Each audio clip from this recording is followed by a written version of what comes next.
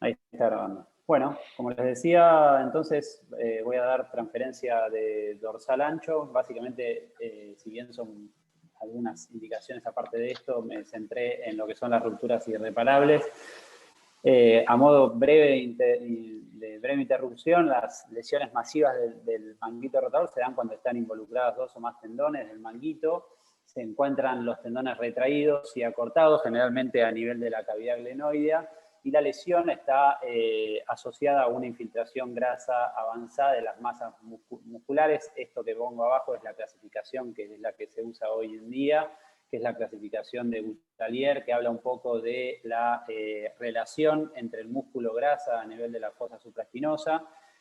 Como se ven en las imágenes, Gutalier 4 ya tiene marcada hipotrofia y células grasas reemplazando las células musculares.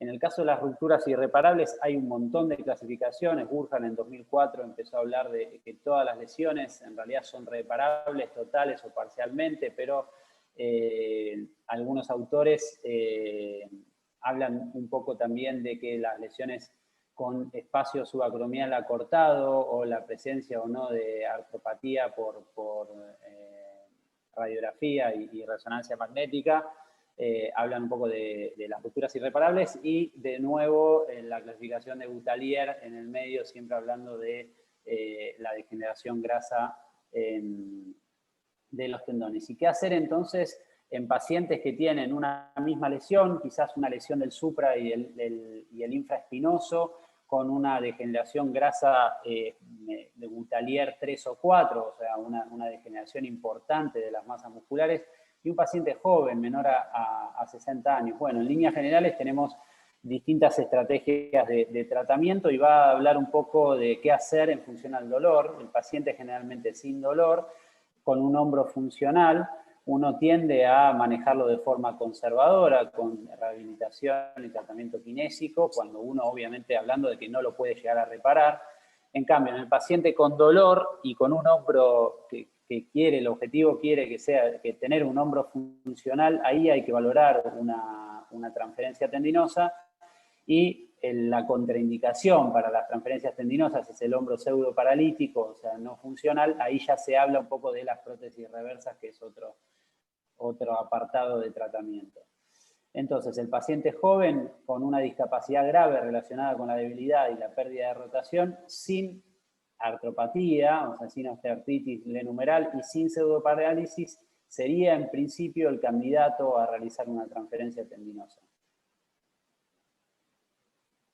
Esperen que se me trabó. Bueno, esta clasificación a cargo de Gir Walsh, en 2014, si no me equivoco, lo que hizo fue dividir el hombro en 5 secciones o 5 apartados de acuerdo a la zona que tienen la ruptura. El tipo A, por ejemplo, es una ruptura del supra y las fases superiores del subescapular, y así hasta llegar al tipo E, que es una ruptura de todo el complejo póstero superior del hombro. Esto lo tomó Bassem El Hassam, que es uno de los pioneros en cuanto a lo que es transferencia tendinosa, trabaja en la Mayo Clinic y la verdad que se dedica mucho a esto, inclusive hace reemplazos protésicos, pero bueno, después va a hablar seguramente Diego mucho de esto porque es uno de los que desarrolló la técnica de la transferencia del trapecio inferior.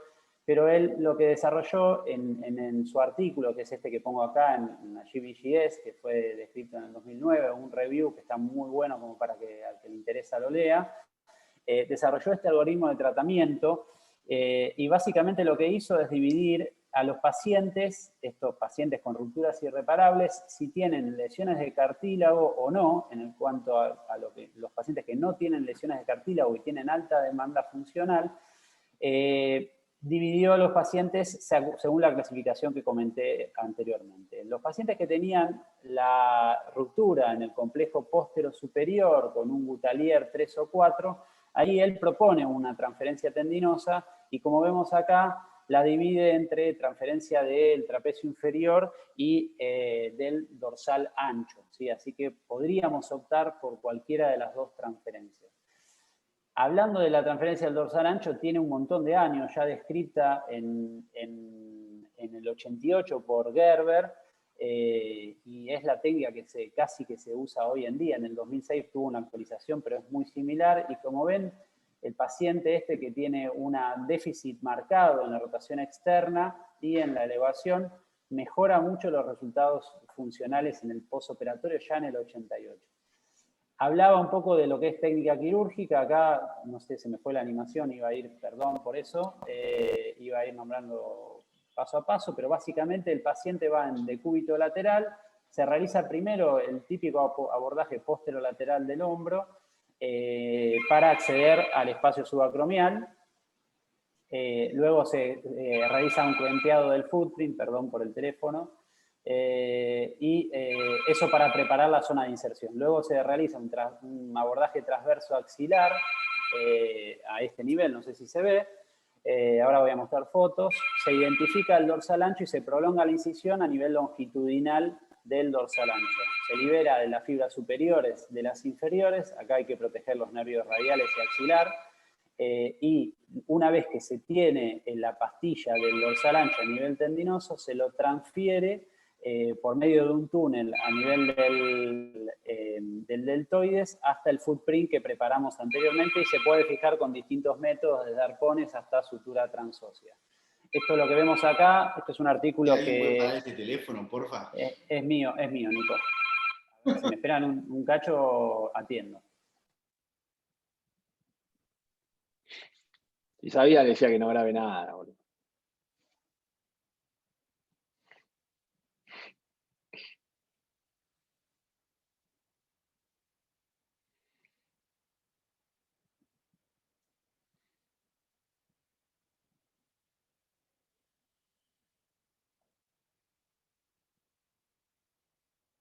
Es como cuando el paciente te dice, perdón, doctor, y atiende el celular, viste, en la consulta, y no le dice, estoy con el doctor y corta. Sorry. Sigue. ¿Qué hace, Carlito? Y sigue. Boludo, 55 pacientes llevo con demanda espontánea. Perdón, estoy quemado. Sigo, ¿eh? Esta es entonces la imagen que es, la saqué de un artículo de Seidenberg que lo publicó en la OT, está bueno, con la técnica quirúrgica. Acá lo que se ve es la zona de la cabeza, el descubrimiento de la cabeza, y lo que están haciendo es trabajar el footprint. En la imagen siguiente, acá está levantando el dorsal ancho. Lo que se ve ahí es el pedículo neurovascular. A nivel superior tenemos el nervio axilar, que hay que tenerlo en cuenta cuando uno hace la liberación del dorsal ancho, y después lo que vemos es que por medio de un túnel, por debajo del deltoides, se transfiere el dorsal y se lo fija con, en este caso usaba una doble fila a nivel del footprint. Más o menos para entender un poco cómo es la biomecánica, el efecto que genera la transferencia del dorsal ancho es un efecto directo sobre la contracción muscular que hace que logre una rotación externa del paciente, y además el efecto pasivo, un efecto tenodésico que se genera, y eso posibilita la abducción por medio del deltoides, gracias a que mejora el brazo de palanca al traccionar la cabeza contra la cavidad glenoidea.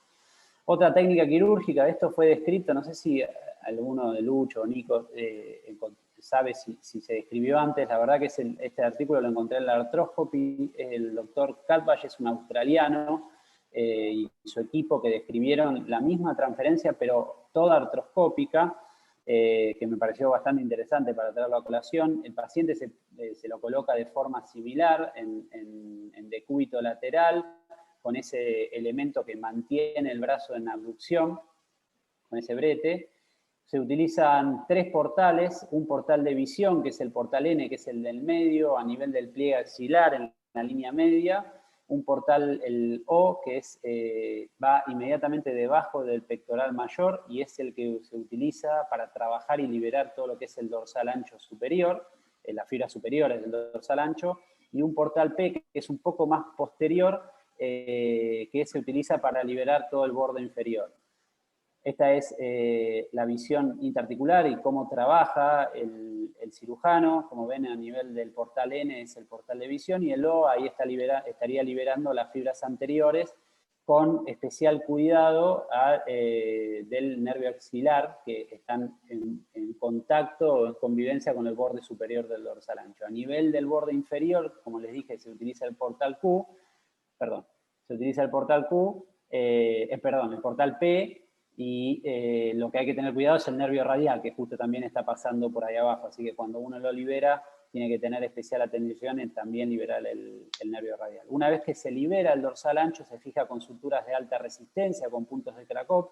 Lo que hacen para hacerlo artroscópico, a diferencia de lo que uno puede hacerlo abierto, es usar el First Pass Suture, que básicamente lo que hace es permitir ir pasando la sutura sin necesidad de ir sacando los hilos fuera del portal, y eso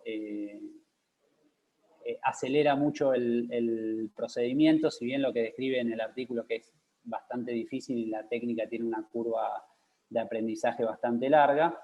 Una vez que tenemos eso, se levanta el bíceps de la corredera y se libera la inserción del tendón distal del dorsal ancho con radiofrecuencia. Ahí sí tomamos las suturas, se traccionan y se libera la parte proximal. Ahí hay que tener en cuenta el paquete tóraco-dorsal, también cuando uno se vaya a proximal para ir dándole mayor expulsión al dorsal ancho, hay que tener en cuenta eso.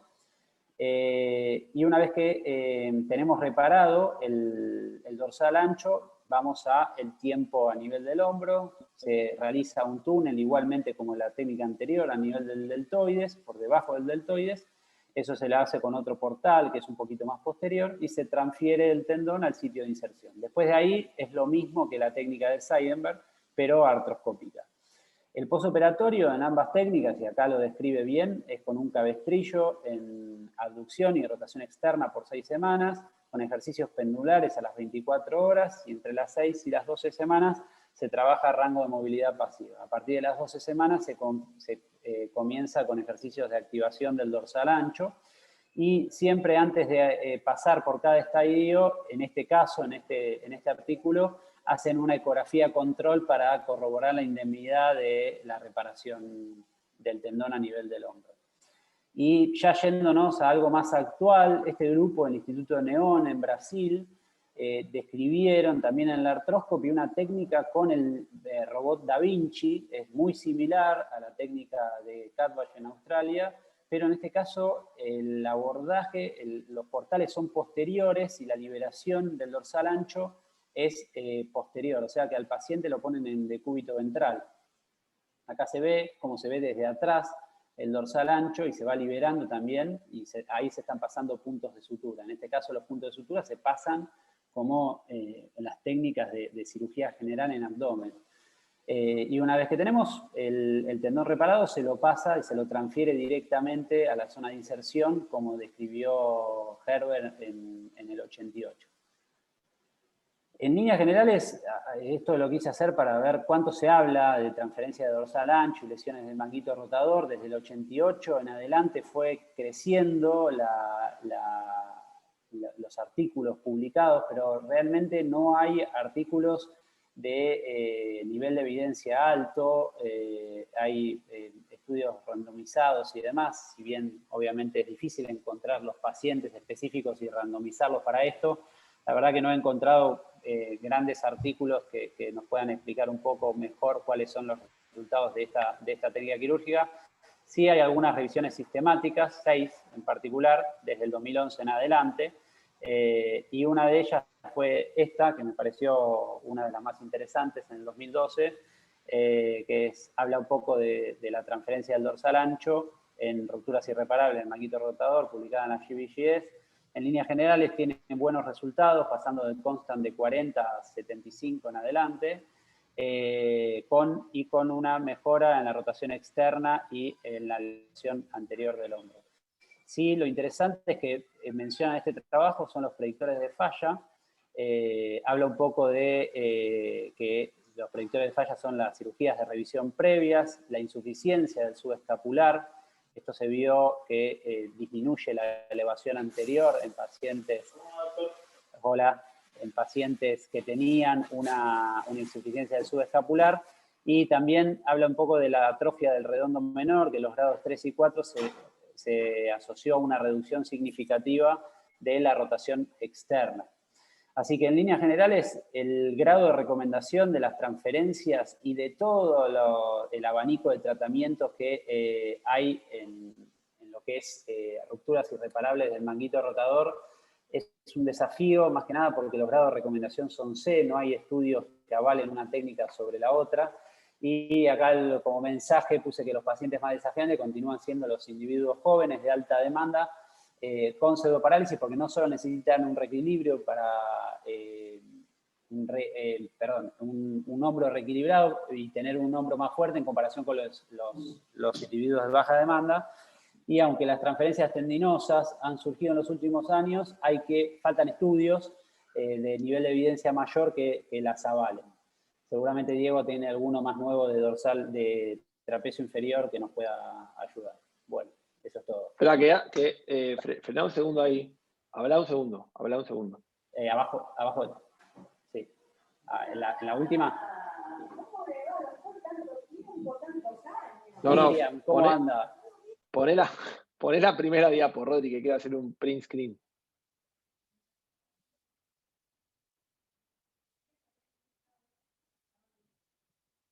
Perdón, Miriam, estoy en un Zoom, por eso. Poné la primera diapo un segundo. ¿Está?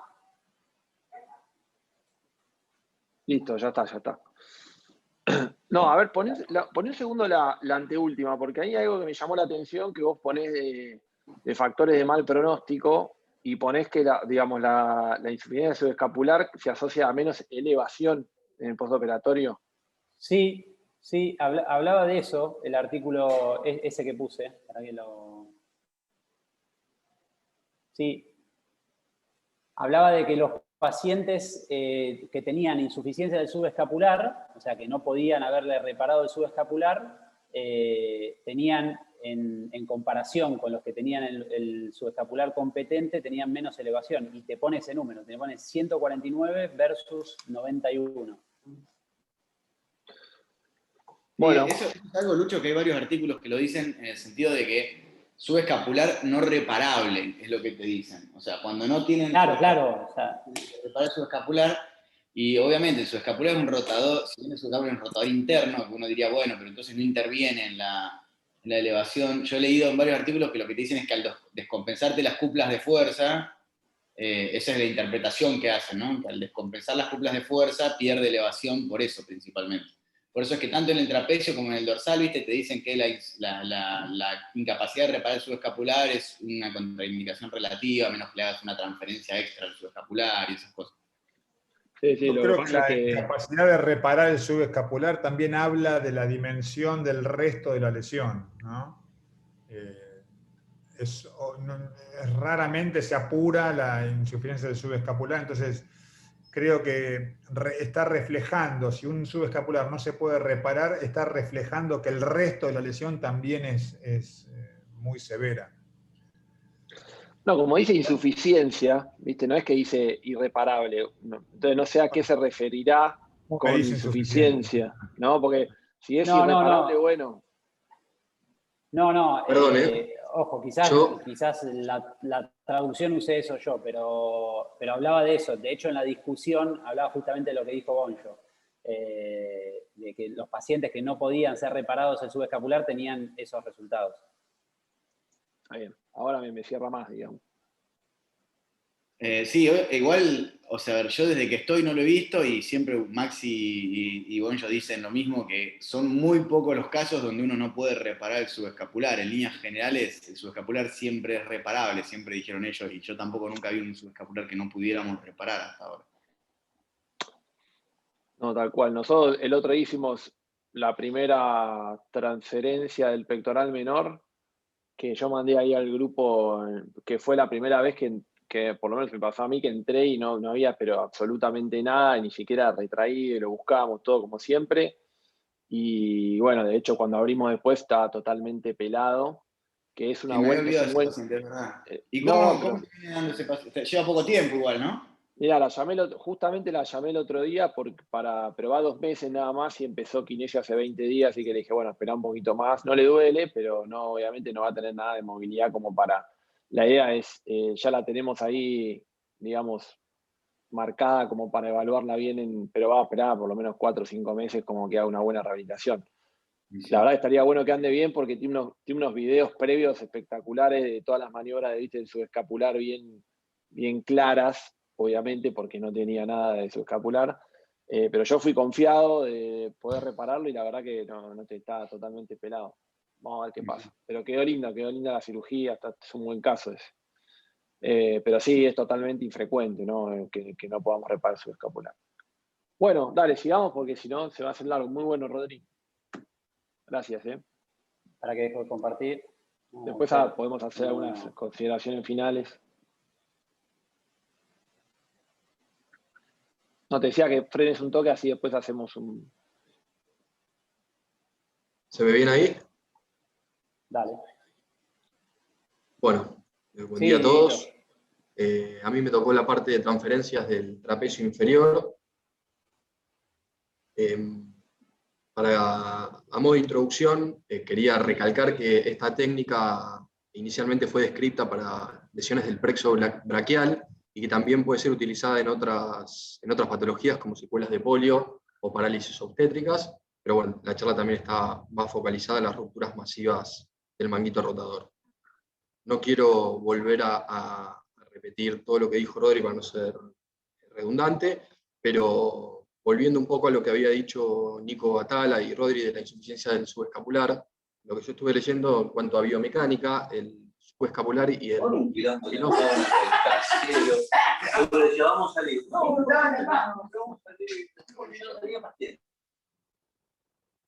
Hola, ¿se me escucha bien? Sí, dale. Silencien los micrófonos, por favor. Lo que decía de el subescapular y el infraespinoso funcionan de fulcro para poder realizar la elevación anterior en el hombro. Cuando es irreparable el subescapular, lo que pasa, por ejemplo, el dorsal ancho, es que subluxa la cabeza del húmero hacia inferior, entonces disminuye la elevación.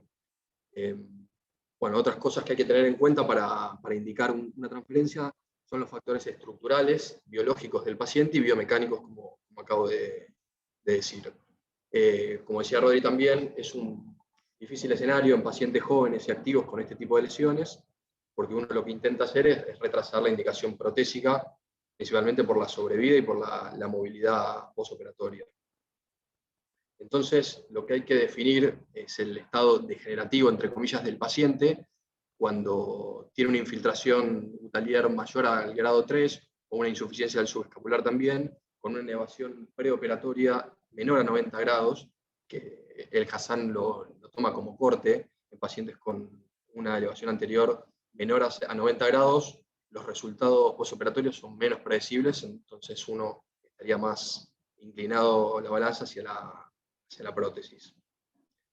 Entonces, como indicaciones para el colgajo del trapecio inferior, son lesiones posterior-superiores irreparables del manguito, con un dolor refractario sin rigidez, donde 60 grados es el punto de corte. Una pérdida en la rotación externa también es una indicación, el grado gutalier de 3 o menor. Puse pacientes jóvenes con un signo de pregunta porque cada vez se está extendiendo más la indicación, porque lo que se tiene en cuenta es más la actividad y no tanto la edad, sino el grado de degeneración artrósica que tiene esa articulación. En una charla, el Hassan muestra pacientes que tienen 70 años, pero que son, por ejemplo, instructores de esquí, donde le realiza una transferencia y andan bien, que, bueno, antiguamente uno le pondría una prótesis de movida. Después también marca como indicación un grado 3 de la clasificación de Hamada menor, y el paciente ideal es un paciente que tiene una parálisis en el nervio supraescapular, donde van a estar inervados el supra e el infraespinoso. Acá a la derecha puse un esquema de las inserciones del trapecio, que son 3, en este caso se usa el trapecio inferior, que es este que está marcado acá, donde su inserción lateral está en el tercio más medial de la espina de la escápula. Eso va a ser importante después para el abordaje. Esto es un esquema que lo que intenta mostrar para diferenciarse de la transferencia del dorsal ancho es que los vectores de fuerzas están paralelos en el infra y en el trapecio inferior, facilitando la biomecánica del hombro posterior. Otra cosa que se vio en estudios donde se hacen electromiogramas es que cuando se le pide al paciente que haga una rotación externa, también se activan las fibras del trapecio, siendo más fácil posteriormente en el postoperatorio la rehabilitación del paciente para educarlo.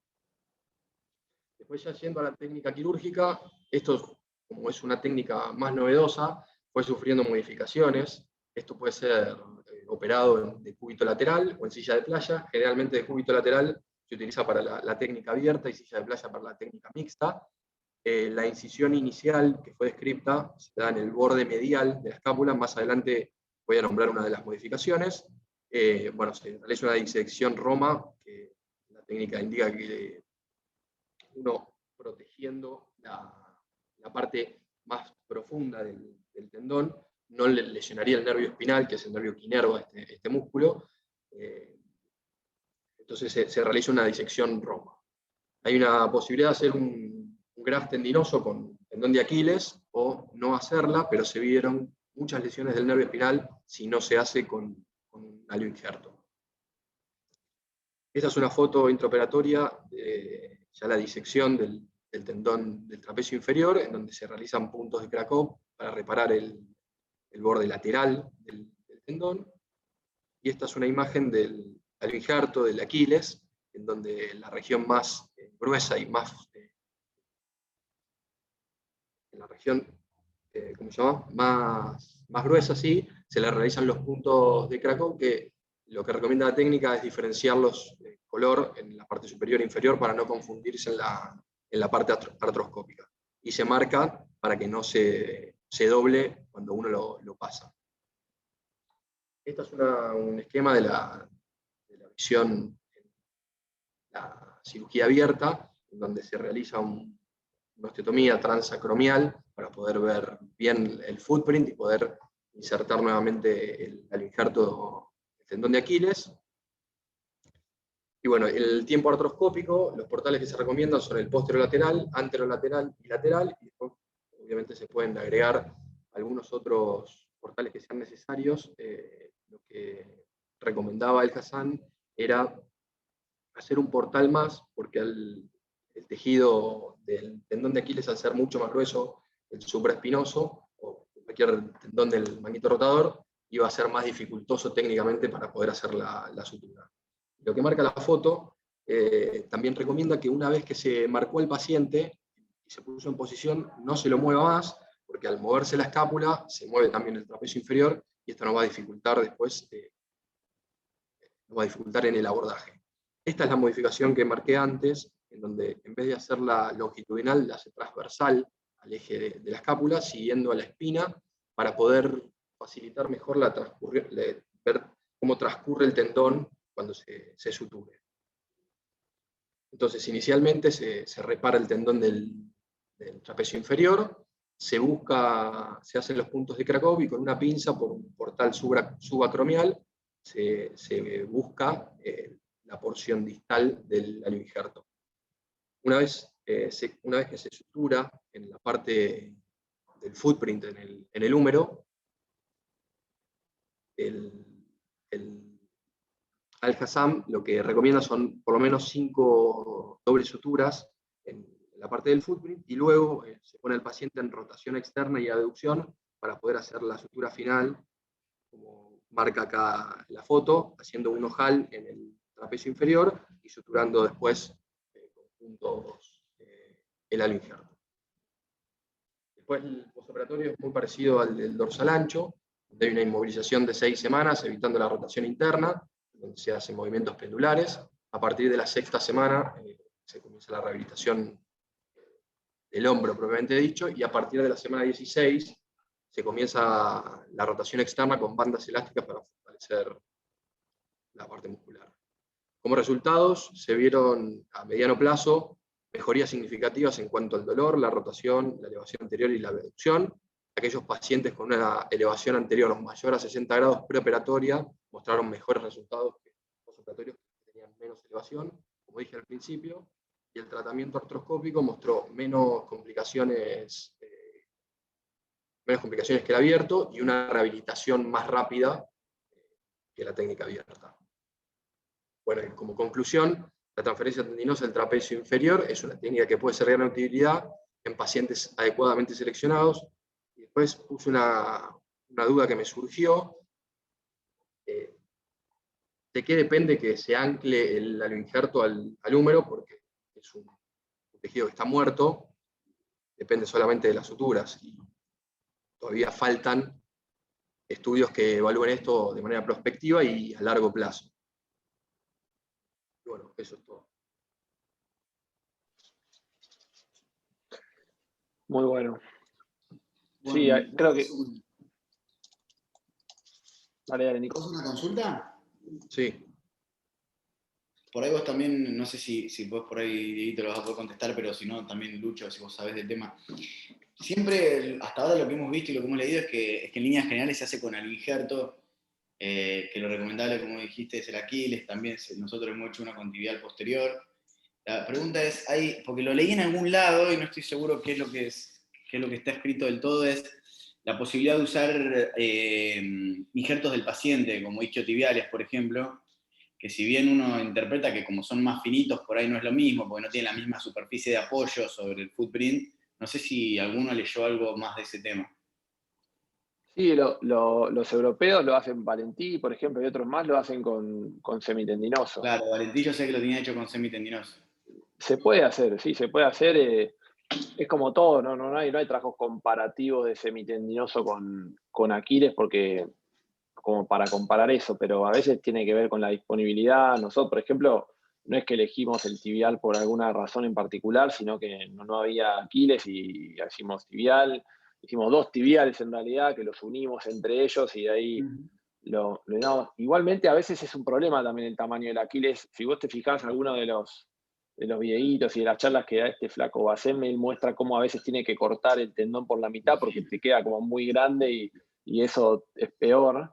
Pero bueno, sí, en la parte distal tiene la ventaja de que te cubre todo el footprint. No sé, la verdad que es una pregunta que no sé la respuesta, si realmente funcionalmente el Aquiles tiene alguna diferencia con el semitendinoso o el tibial posterior. Pienso que debe ser lo mismo, pero bueno, eso creo que es algo que va a ser difícil que haya trabajos comparativos, porque imagínate que sí es difícil conseguir un paciente para hacerlo, y si hay alguna vez algo comparativo, para mí va a ser multicéntrico, ¿no? Decir, bueno, nosotros hacemos tibial, vos hacés, aquí les comparemos, pero que un mismo centro, por más que sea de Mayo Clínico, grande, o que tenga haga, bueno, va a ser a la mitad, Aquiles a la mitad, es muy difícil, pero... No, creo que respecto al interrogante que vos dejabas al final, creo que una ventaja grande que tiene la transferencia del dorsal ancho es que ahora Gerber publicó algunos trabajos que tienen como 20 años de seguimiento, también que es él, ¿no? Que es como el cirujano de transferencias y tiene un montón de experiencia y eso puede llegar a ser un sesgo. Pero bueno, el flaco publica 20 años de seguimiento con buenísimos resultados y eso es algo que es importante tener en cuenta. Obviamente que esta es una técnica más nueva y hay que esperar un poco a ver si a largo plazo son similares los resultados. Pero por lo menos con la transferencia del dorsal a 20 años son muy buenos los resultados de la técnica, digamos. Sí. ¿Puedo hacer una preguntita, Lucho? Buenas tardes. Hola, ¿cómo andas, Hugo? ¿Qué tal, Lucho? Me pareció haber escuchado que hacía en la charla esta que dio Rodrigo una osteotomía del acromion, o escuché mal. No sé, Rodri. ¿Dijiste eso en algún momento? No, Hugo. En ninguna de las técnicas habla de osteotomía del acromion. Quizás uno la puede pensar en la técnica abierta, que no te permite bien visualizar la cabeza, pero la técnica abierta tampoco habla de eso, ¿no? Nunca lo había escuchado, me pareció hasta verle la foto de la imagen de la osteotomía del acromion, por ahí en los comienzos para ver bien, pero bueno, ok, listo. No, nunca lo había escuchado, pero... Me parece que es en mi charla eso, que lo nombra cuando empiezan a describir la técnica, cuando la hacían abierta, la parte de la inserción del en el footprint del húmero, hacían una osteotomía en el acromion para poder visualizar bien. Sí, que se ve bien, se ve fenómeno, pero después creo que es más los problemas que te trae que otra cosa. Gracias. Bueno, la idea, como dijimos al principio, es ir viendo así, como ven, se superponen bastante las indicaciones. Básicamente de las dos transferencias, un poco la única diferencia sería el tema de que si el paciente tiene principalmente limitación en abducción, sería, por lo menos biomecánicamente, mejor hacer una transferencia del dorsal, y si es en aducción del trapecio, pero en realidad, digamos, tampoco es que clínicamente eso esté demostrado de una manera, digamos, clara, ¿sí? Algunos trabajos biomecánicos muestran eso, pero después básicamente las indicaciones son las mismas, y también son las mismas que las después de los trabajos que vamos a ver después de reconstrucción de la cápsula superior, de lo que es una reparación parcial. Entonces eso es lo interesante, ¿no? De ver cómo distintas técnicas a veces están indicadas para el mismo paciente con resultados muy parecidos. Estos resultados que estuvimos viendo hoy eran todos de esas respectivas técnicas aisladas, ¿no? Sin estar acompañando a una reparación parcial. ¿No es cierto? Entonces, Exacto. yo creo que por ahí también hay otra, si esto no puede ser complementario de una reparación parcial. Y no sé si en alguna de las revisiones que han descrito hoy muy bien los chicos, estaba eso contemplado. Sí, no, por lo menos en la mía, Bonjo, era exclusivamente la técnica esa, por eso busqué alguno que hable solo de transferencias sin técnicas asociadas. Igual hoy todos los que hacen también. transferencia por vía artroscópica, primero intentan hacer una reparación parcial, es lo que suelen decir, lo que dice el Hassan también generalmente, y después hace la transferencia. Valentí tiene un trabajo que compara a Bonjo eso, y él le va mejor cuando hace una reparación parcial asociada. Y de hecho, Basem, cuando lo invitamos nosotros al webinar, él dijo claramente, dijo, yo hoy en día, obviamente que el flaco, yo no sé si es porque él es un poco el motivador o el impulsor de la técnica, o también por la experiencia grande que tiene, y va más allá de lo estándar, pero él dijo que hoy en día él, para lo que es, digamos, ruptura del subescapular, no tiene ningún problema. Él va y hace, que para él no es una contraindicación la ruptura del subescapular, excepto una ruptura irreparable, que como acabamos de charlar un rato, casi no lo encuentra en la práctica, pero que él va y hace primero la reparación subescapular estándar como siempre, y después hace la transferencia artroscópica, y eso para él no es una contraindicación. Y otra cosa que va también un poco más allá es que, viste que una de las indicaciones es que no tiene que haber digamos, la distancia subacromial tiene que ser mayor a 7 milímetros, en teoría eso es el ideal, pero él también, una de las cosas que dijo es que si es menor a 4 o a 3, no me acuerdo, pero iba un poco más allá de eso, también lo hacía, y eso no era para él un factor del mal pronóstico, o por lo menos a él no le iba peor con eso. Pero bueno. Sí, inicialmente lo que se decía era generalmente para los déficits de elevación anterior, generalmente, o sea, que en realidad que el dorsal ancho tiene cierta tendencia a la depresión de la cabeza humeral, mientras que el trapecio es más un vector horizontal, entonces no tiene tanta acción sobre la depresión de la cabeza, pero tampoco es algo que esté demasiado comprobado. Perdón, con respecto a las transferencias en prótesis reversa, o sea, cuando una prótesis reversa no tiene elevación y rotación externa, no sé si lo charlaron, porque entré un poquito tarde a la charla, las indicaciones para una transferencia en una reversa o en una prótesis normal. No lo charlamos, pero básicamente, o por lo menos la indicación habitual, es un paciente que tiene menos de 0 de rotación externa, por lo menos Wallo, que es un poco el que más publicado tiene al respecto de eso, pero no tengo, por lo menos no leí ningún trabajo, y él lo que muestra es que, o sea, vos lo que le mejorás al paciente es muy poco, pero a pesar de ser muy poco, es una mejoría muy significativa en su calidad de vida, porque por ahí vos le mejorás 20 grados, no es que el tipo que mueve 0 o negativo, porque él lo indica cuando es 0 o negativo, directamente negativa de acción, mejora a 10, 20 grados, no es que mejora a 40, pero eso por ahí le permite llevarse un vaso a la boca, hacer, no sé, peinarse, hacer cosas mínimas del día a día que al paciente le mejora un montón. Lo que yo no leí es trabajos de transferencia del trapecio en la asociada reversa. Eso no tengo leído, no sé si hay. No No sé sé si vos, Diego. Yo no leí nada de eso, no. Vos, Diego, que tenías el tema, ¿encontraste algo asociado? No, o sea, No, yo reversa con también transferencia. me focalicé en la transferencia por la lesión aislada y nada más. La verdad que eso nosotros lo vemos más, te diría, bastante más que pacientes con indicación de transferencia. Pacientes que tienen indicación de reversa, sobre todo dañosos, que no tienen nada de externa, que sería una buena indicación para hacer eso. Ahora, de hecho, tenemos una paciente que vimos el Ateneo pasado que lo discutimos, que es para hacerle eso, una reversa con una transferencia del dorsal ancho. Sí, perfecto. Me pareció que Basem tenía una charla o había hecho algo en transferencias en prótesis. La voy a buscar. Sí, podemos buscarlo, porque es interesante, la verdad. A ver.